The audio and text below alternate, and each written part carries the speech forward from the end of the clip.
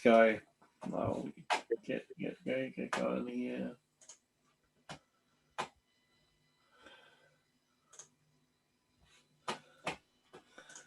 Okay. Whenever you're ready, Nikolai. Yeah, I'm ready. So welcome everybody. The Grahame Grieve session about the use and limits of validation. So let's start. Okay. All right, everyone. Thanks for joining. So I'm Grahame Grieve. I'm the product director for FHIR and community lead, and I'm also the author of most of the validation tooling that is available for the FHIR specification, including the schemas and the validator, and I'll be talking about those today. In terms of objectives, I want to talk about what validation achieves and what it does not achieve, and I want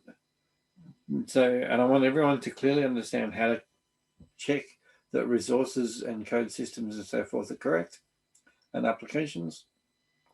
Also want to be clear about what validation doesn't do, what it doesn't achieve, and all of the point of all that is to help you to choose the right validation approach for your needs and given your constraints, which is a big deal.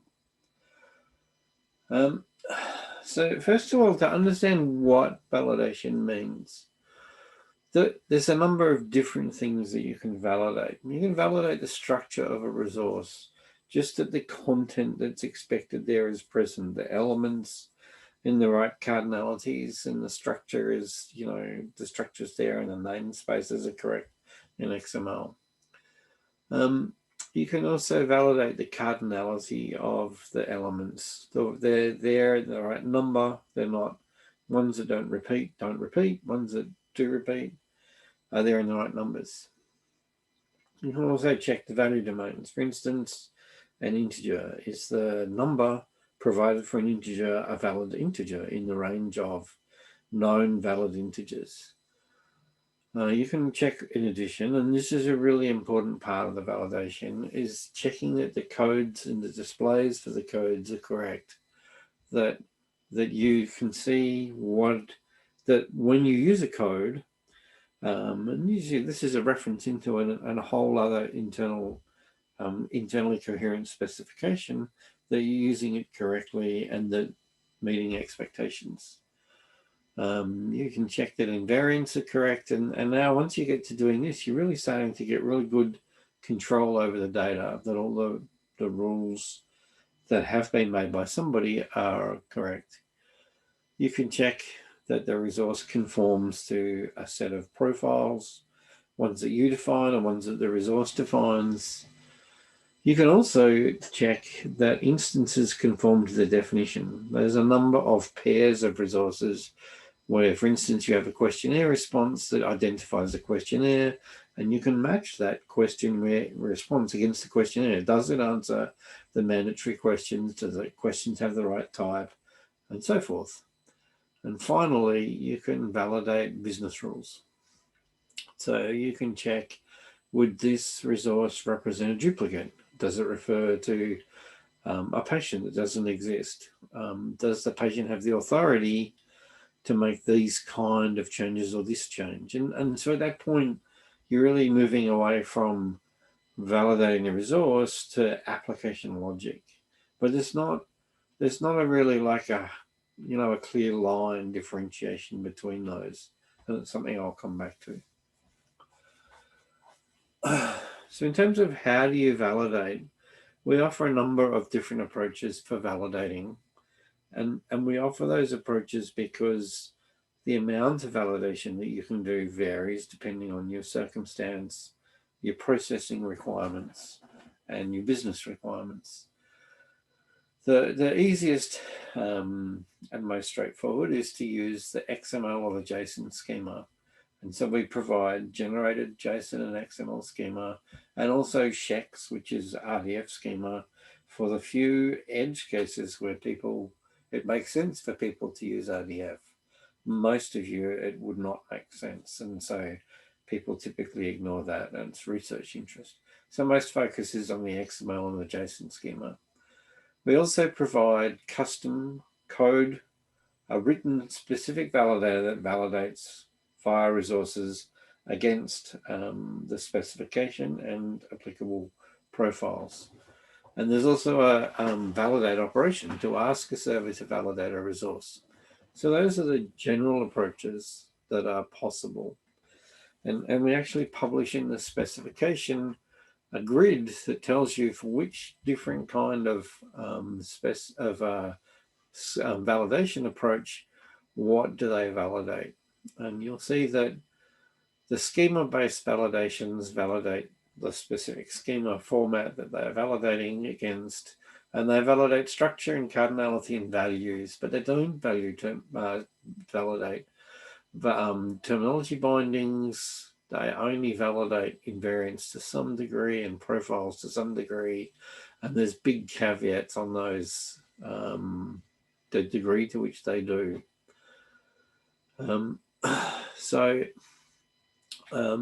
Whereas the validator and the validation operations can potentially validate all those things. So, we have a strong focus on treating the XML and JSON schema validation as, a starting point, but it's not really valid unless you validate against the validator. I think it's important. I've been in quite a few connectathons where I've heard someone say, "Oh, yeah, I got my stuff working. It works with," and then they nominate one particular server. It didn't work with the other server. There was something wrong with it. And that was because the other server that they named, one of the main servers, validates the input and checks that they've actually got their resource correct. And they didn't have their resource correct. And they said, well, that's a problem with the server. It's important to validate, to make sure you know what you're doing, and to value getting correct. So I'll come back to that too. So a little bit about the XML schema for those of you who are in the XML world.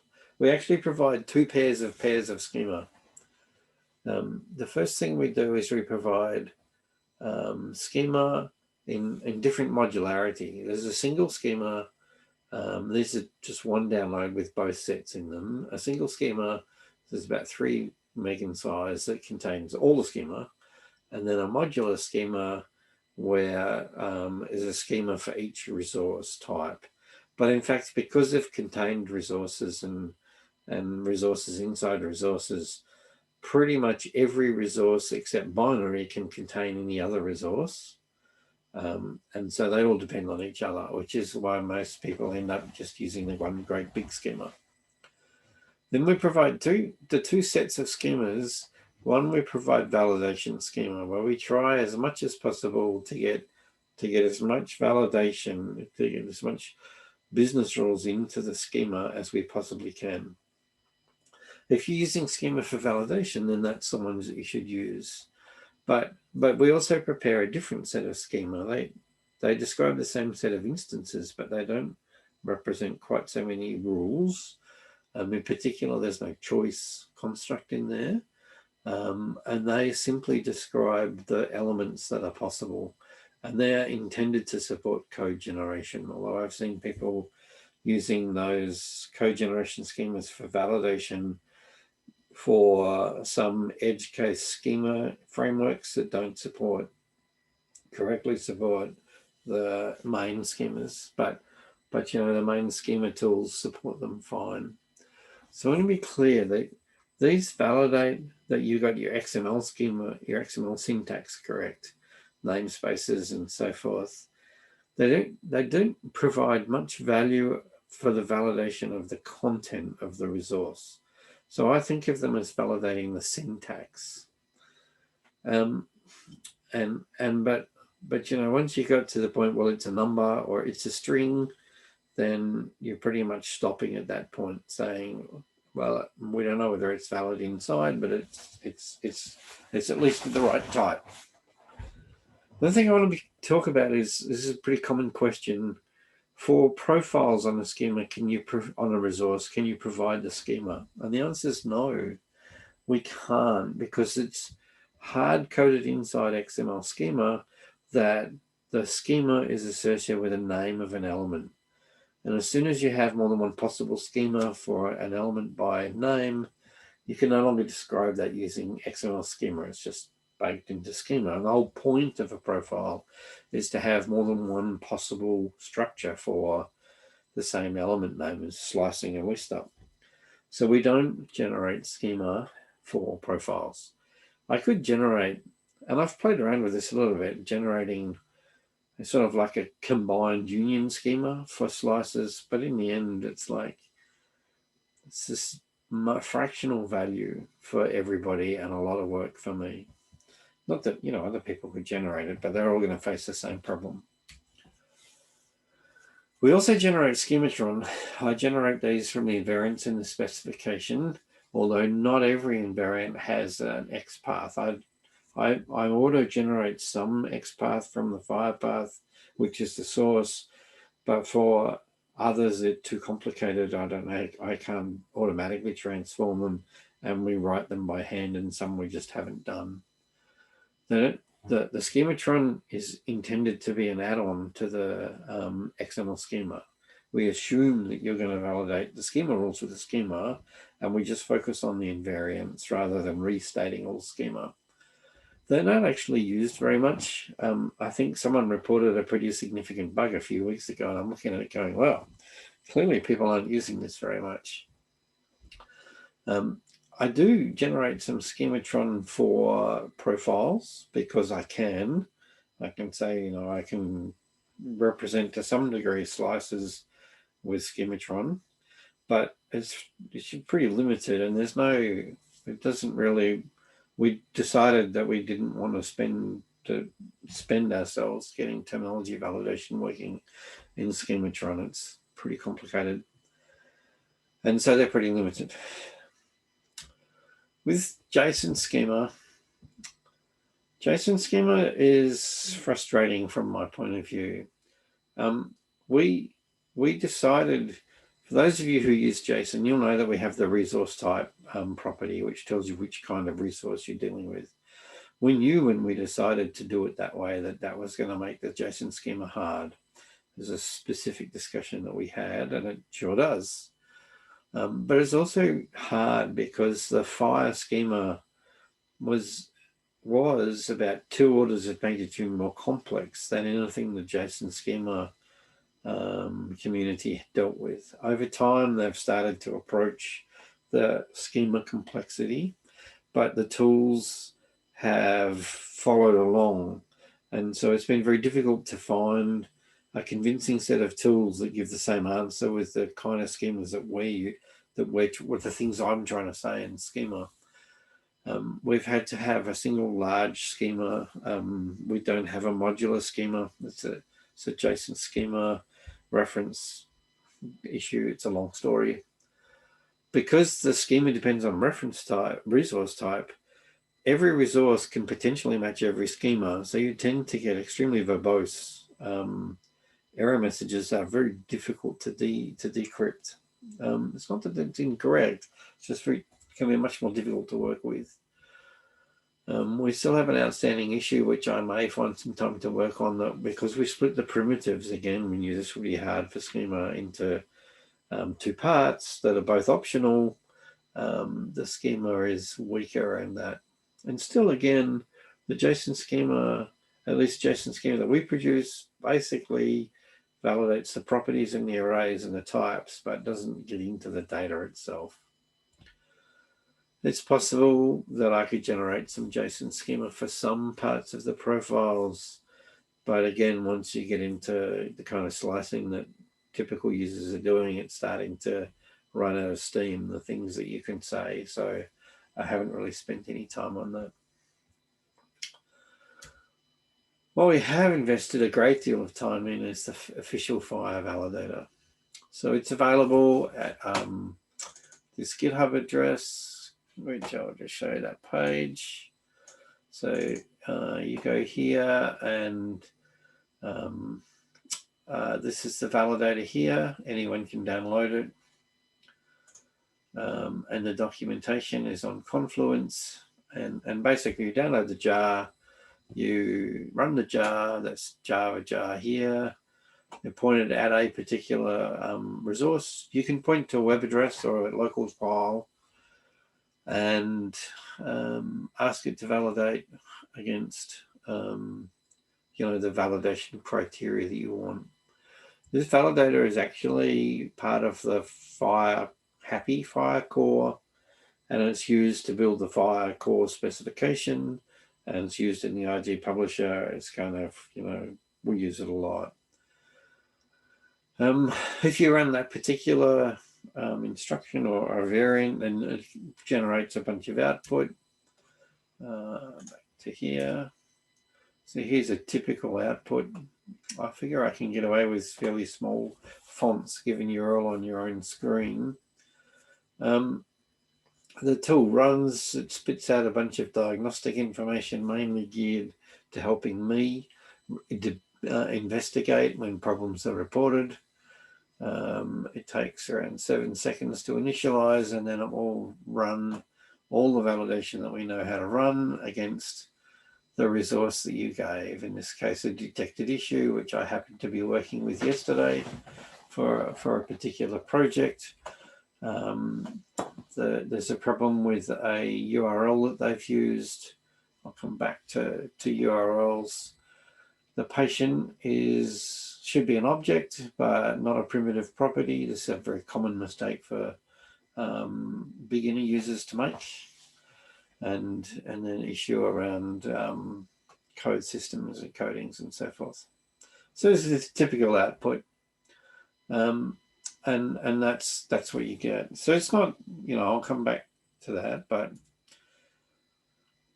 the validator can validate against any of the milestone versions, and specifically releases 2, 3, and 4, and an intermediate release that we were asked to support, and also the current build of FHIR. So the one validator validates against all the versions. It can validate a resource against any published profile with any invariants that have been published. As far as I know, anything that anyone's published, it can validate. It supports most publicly available terminologies. So it doesn't support, for instance, CPT4, because that's not publicly available. And we do regularly add additional terminologies by user request so that people can validate against them. But our capacity to do that is limited. Alternatively, you can load the terminology that you wish into your own terminology server and point the validator at your own terminology server. There's a number of compliant terminology servers that the validator can use. Basically anything that's been through the FHIR connectathons for terminology servers.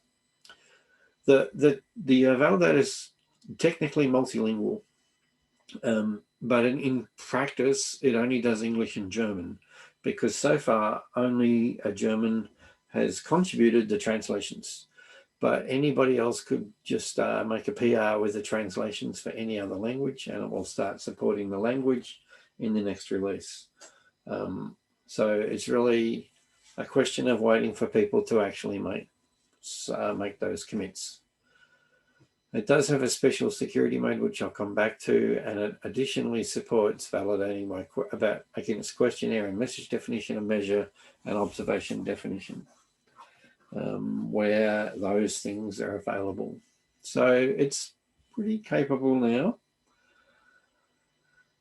So yeah, it validates against the core specification, stated profiles and requested profiles, and I'll come back to that. Validates cardinalities, domains, syntax. It's the same stuff as XML and JSON Schema. It validates all the terminology. It checks invariants and slices, and it validates additionally against rules written into the specification that are not represented in the computable material.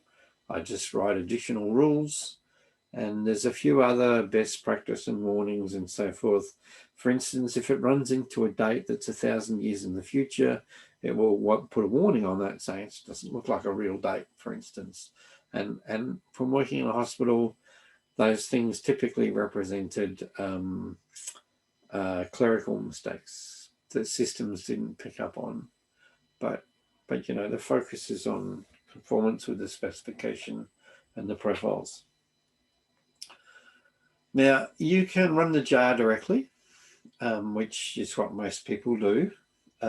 You can also use the validator in a happy process, a happy server.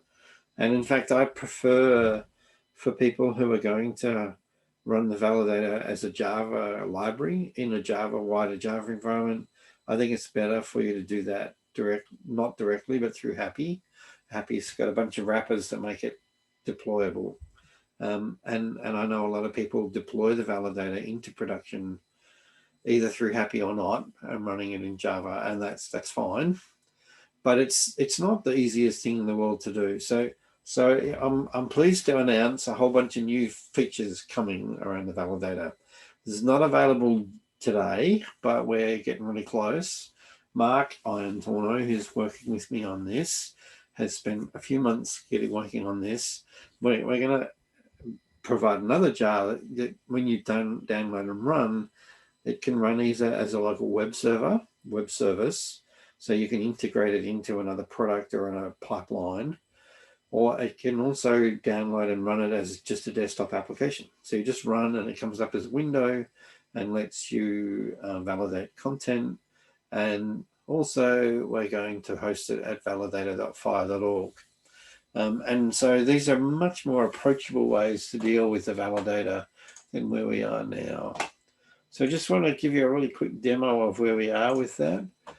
Here's the validator. It's not released yet.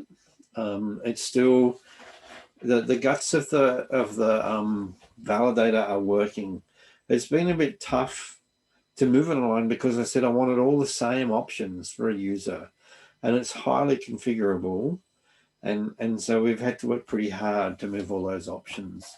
But we can take a resource, we can upload a resource. You might look at the user interface and say, well, that clearly needs some work, and we know it needs some work. And then we will validate, actually tell validation to go. Here we are, it's validating in the background. We're also still working on performance. And here's the validated resource with the issues. This is the same resource I showed you slide before. The property must be an object, not a primitive. This is an unreasonable date. And the code of system is unknown. So this is just a sample that I broke in order to show those issues. And in terms of, you can also just paste the resource in directly. And you can set a number of options about how the validation works, choose the implementation guide you want to validate against. So US core, unfortunately there's no text search on here. It's just the sort of stuff we're still working on. And I can specify which FHIR version to validate against, and also which Snowmid release. So as I said, still very beta, very alpha. We're still working it up. We've been getting the fundamentals right. So that we could deploy in all those options. So the plan is to make it much more practical to use the validator without being a Java whiz, which is where we are today. So that's coming, hopefully this month. Now, as I said, you can specify the version for the validator and say what version you want to be using, and the validator will do its best to pretend that all of the other inputs you give it, profiles and so forth, are the version that you specified. And if they're not, you might get some unpredictable results. For instance, if you validate an R3 condition resource against an R4 profile on condition, well, you'll get a series of bizarre error messages. But the validator will do its best to do what you asked it to do. Or you can let the validator try to guess what version the content is by looking at the profiles and so forth. If it can't guess, it'll fall back to validating against the current build on build.fhir.org. Now, there's a couple of specific issues I wanted to talk about around validation. So you run into this particular fragment here, a subject which is a reference to some random URL. It's not patient/123, it's just something else. Is that valid? Well, it's a common confusion for people. If you are working on the RESTful interface, that is not valid. It needs to be patient/ or group/ or whatever, patient/ and then the ID. If you are pointing to a resource on a RESTful interface, but there's nothing in the specification that requires that to be the case. You can refer from a resource to a resource somewhere else, and it may or may not be on the RESTful API. It just has to be available if you fetch it. So technically that's probably valid against the specification, but in most implementations, most contexts, that is a mistake that's not valid. So you can tell the validator to assume the references are correct, valid REST references, in which case it will actually check and require them to be correct. But we can't automatically do that. You have to say, I want those to be checked. Now, the validator won't go off and actually check that the reference is correct. If you want the validator to do that, you really need to host it in Java and write, implementations of interfaces that tell it how to go off and find those resources. Typically, some kind of authentication is needed or so forth.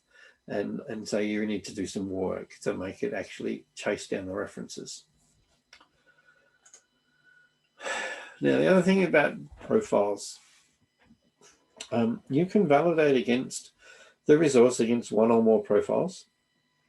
A resource can simultaneously conform to lots of different profiles. Maybe a profile says something about the next of kin, and a different profile says whether there's a name present or not. So when you run the validator, you tell it which profiles you want to validate the resource against. This is irrelevant to what the resource claims. You're checking it against your criteria. And so you can specify any number of profiles to validate.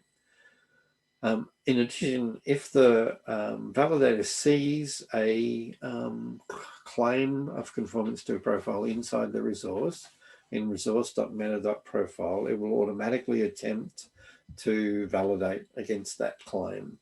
Now, it may not be able to because it can't find the profile, in which case it'll tell you it couldn't find the profile. But anything it sees, it will validate. And a lot of people will find it very convenient to always put conformance claims in resource.meta.profile simply to tell the validator to validate against that. But I encourage people not to do that. If you want to put something in resource.meta.profile, a claim, you should do so to help find the right kind of resources or quickly decide what profile to validate against. Don't do it just for the sake of the validator. You can also validate a resource against an IG generally. So you can point at a resource and say, for instance, validate against the national core specification for whichever country that I'm working in the context of, whether it's US core or UK or France or Netherlands or whatever. But in order for that to be a meaningful statement, the implementation guide actually needs to say what the global applicable profile is. Because if you say, I want to validate this observation against US core, well, there's several observation profiles in US core, but not all observations follow it. So it's not really a meaningful statement. So it only becomes meaningful when the implementation guide says all resources of this type conform to this profile. And not many of them do that right now. And we do allow to specify, or what I would like to do as a to-do is for you to provide some sort of script to the validator that says, hey, validate all these observations and automatically figure out which of the applicable profiles depending on the contents of the observation. So that's work to come. Now, there are other validators. In particular, the .NET validator is pretty capable. I didn't call it an official validator. So official validators, what the FHIR project considers official, are validators that pass the test cases. So the test cases are here in GitHub. Let's just open that. Oops. Great. So this is a JSON file that just lists a pile of test cases. As of yesterday, there were 374 tests that test all aspects of validation. There's another one since yesterday. So anyone who reports any bug report with the validator, any bug report you make will always get turned into a test case. I don't do work on the validator without a test case that fails. And I prefer people to submit issues as test cases, but mostly I do the test case, create the test case. There's a project I'm working with FHIR to get the .NET validator to pass the tests. It's a big lift because there's such an enormous amount of work there, but it's work in progress, and I'd like to be able to say that the .NET validator is an official validator, but it will depend on the test cases. And if anybody else is writing a validator, validate against the test cases. All right. Now, you can also ask a server to validate. So actually post to, I see I got the URL wrong. I copied it from the wrong place. You post to the patient and I'll correct that before I release the slides. I'll fix that up. It should be $validate, and you can actually say what kind of mode you're in. So this is being submitted as an update. Where you're saying, I want to submit this patient as an update to an existing patient resource. Is it a valid update? And a server has the option to say bring additional rules to bear, not just is it valid against a specification or a profile or whatever, but is it valid against my own business rules?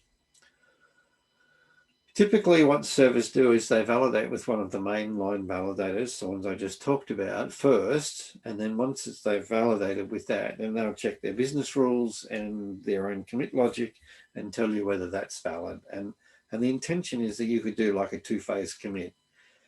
Pass you the resource, tell me that it's valid, okay, now I'll commit.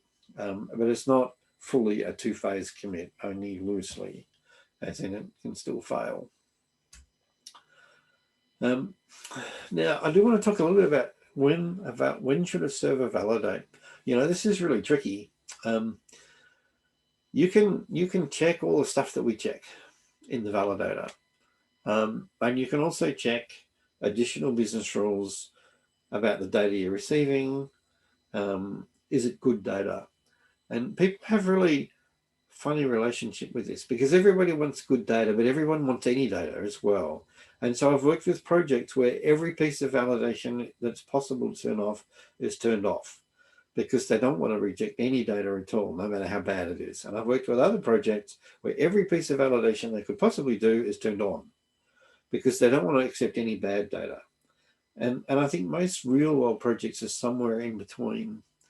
And you really have to decide how much is it worth to you. In a practice, a lot of institutions turn data validation off because what do they do if it fails? It's a process issue. Where does it go? And so typically you only check what you absolutely have to check, and that's my advice. Now, on the subject of security, some insecure content, like someone might try submitting resources to you with active HTML content in it and try and host some active content inside your trusted healthcare system. That would be bad. And the validator, if you validate the resources, the validator will say, well, they're not valid because that's not correct content. And you can actually run the validator in a security only mode, So it only checks the things you need it to check for security. And it will check HTML like that. But there's also potentially dangerous content that's valid against the specification. And this famous XKCD cartoon shows, and there is a mode in the validator where you can turn on to reject that content and say, I don't want to see any content like that. Although it's valid against the specification, the validator will reject little bobby tables.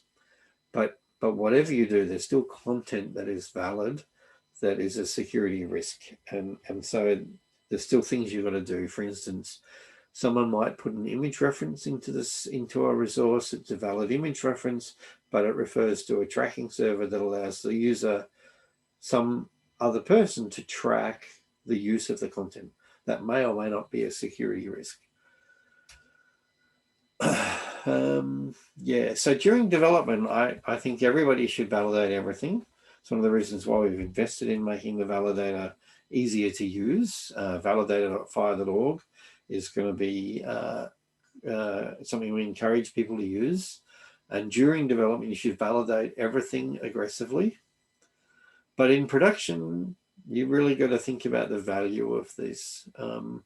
I recommend that people only validate what they need, but since that's a totally flexible thing, it's totally flexible. And thank you for listening, and we've got a few minutes for questions. We have a few questions. Let's warm up. So the one of question is how to validate the bundle transaction. So the validator will validate bundles, and it will, if it sees a transaction, it does a little bit of validation of the transaction, but not much. In practice, you need to submit to a server to validate a transaction. And I'm not really sure how much value, how much you get out of that. I know that my server doesn't validate doesn't offer you a way to validate. That's test.FHIR.org doesn't offer you a way to validate a transaction bundle. So maybe that's a subject to take up on chat.FHIR.org on the conformance channel. Yeah, because as I understand, sometimes people use transaction point to make some business operation which involves multiple resources. And I think they want to describe somehow this bunch of resources with the specific profiles and then validate. Is it recommended pattern or? Yeah, you can do that. You can validate against the profile. You use the profile to describe the contents, validate the contents of the resources. What you can't validate at the moment is all the transaction logic, that the internal references hold together, that you haven't missed something out. The validator doesn't validate the transaction itself, only the parts of the transaction. Another simple question that a guy is asking, if on transaction endpoint validator has some errors, should transaction fail or succeed?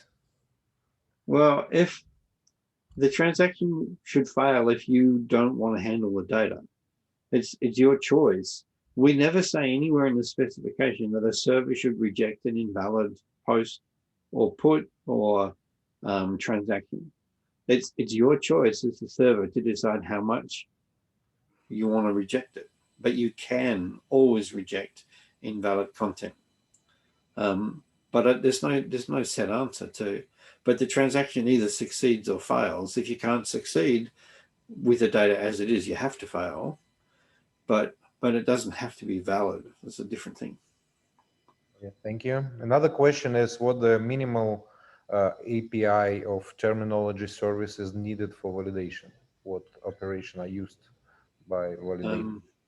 So very quickly, and I need to document this, so it's not written up anywhere, but you need to support the metadata,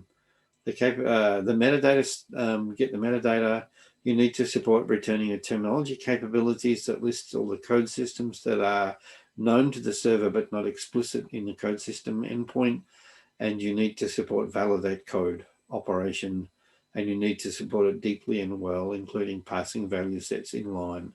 The validator really hammers the validate code operation. And I think that at the moment there's only the only servers that fully supported are Onto server, txfire.org, and the Happy Fire server. I think those are the only three at the moment, but I'm not sure about that. Thank you. Another question is about the validator as a service and what the API for this validator will looks like $validate or something like this. You mentioned We will certainly support the validate operation as described in the specification. We're probably going to put some kind of microservice thing on it so that you can actually create a session and then configure the session by loading resources in the session and basically prepping the session so it doesn't have to load the IG set of IGs you care about every time. And then probably, so there'll probably be a microservice using the same validate operation once you've done that. We haven't yet considered what other kinds of web services we'll put up. I mean, the place we start with is a FHIR validate operation. Okay, there are a few other technical questions, but I think they answered in.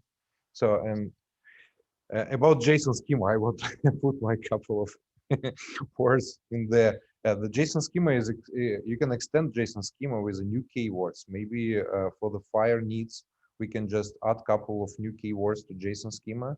Most of engines support this extension. So like something, instead of evaluating each resource profile, we just can create a new keyword like dispatch validation by resource type, like discriminator, or the same for the value set validation. Just add a couple more keys to JSON schema and make it work better. Well, we could. And in fact, OpenAPI does, and we would probably use discriminator, which OpenAPI defined for that purpose. And in fact, I think, generate discriminator. So we kind of already have, but I haven't really spent much time doing that because none of the existing JSON validators will actually do anything with it. And the JSON schema so far is primarily intended to support the JSON validators. Doesn't mean we couldn't do that or we wouldn't accept PRs around that, but that's certainly why we are where we are. Okay, maybe other questions, guys. You can turn on your microphone and just ask it here. We got some time. Okay, all right.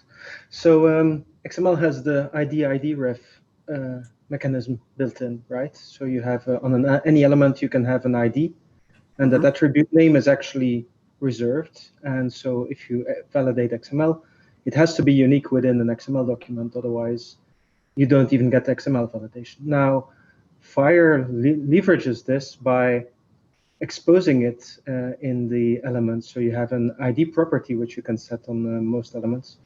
And if you validate your resource, at least as XML, then if the value is not unique, validation will fail. So, and the FHIR documentation does indeed specify that it is to be used for internal referencing. So pretty much ID ref semantics, and not really.